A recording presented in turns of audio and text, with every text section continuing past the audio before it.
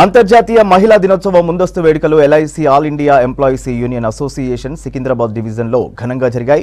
Chief guest గా south central zone insurance employee federation అధ్యక్షులు సతీష్ హాజరయ్యారు. కార్యక్రమంలో రాష్ట్ర ఎల్ఐసి ఉమెన్ కన్వీనర్ సునీత పాల్గొన్నారు. బాగా పనిచేసిన ఏజెంట్లను సత్కరించారు ఎల్ఐసి ప్రతినిధులు.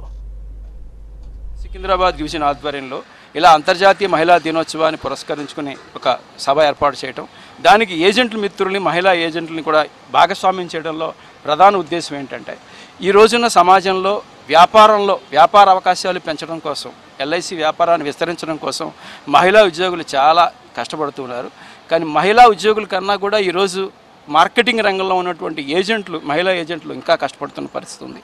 వారు విశేష భాగస్వామ్యం వల్లే ఎల్ఐసి ఈరోజు దేశంలోనే అత్యుత్తమైనటువంటి ఆర్థిక సంస్థగా ఉంది. 50 లక్షల కోట్ల ఆస్తులతో ఈరోజు ఉంది.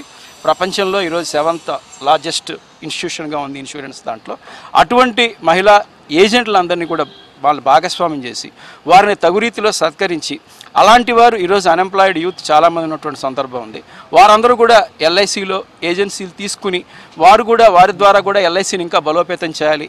ఈ సందర్భంలో మనము క్లారా జెట్కిన్ గారిని, రోజా లగ్జంబర్గ్, వీళ్ళంతా యూరోప్, జర్మన్ తర్వాత అట్లాంటి ప్లేసెస్కి చెందిన మంచి మహిళా ఉద్యమకారులు.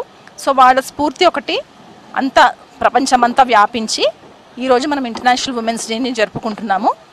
మహిళలకు సమాన హక్కులు, voting rights, equal pay for equal work, అలాంటివన్నీ కాన్సెప్ట్స్తో ఇలాంటి ఐడియాలజీ ముందుకు వచ్చింది.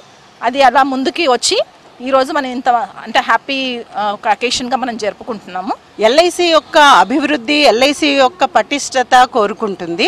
అలాగే ఎంప్లాయీస్ యొక్క బెనిఫిట్స్ని కాపాడుతూనే సమాజానికి కూడా మన వంతు కొంతన్నా చెయ్యాలి అనేది మాకు ఏఏ నేర్పించింది. అందులో భాగంగా ప్రతి సంవత్సరం మహిళా దినోత్సవం సందర్భంగా పెద్ద ఎత్తున చారిటీ కార్యక్రమాలు అనేవి మొత్తం దేశమంతా చేస్తాము మేము.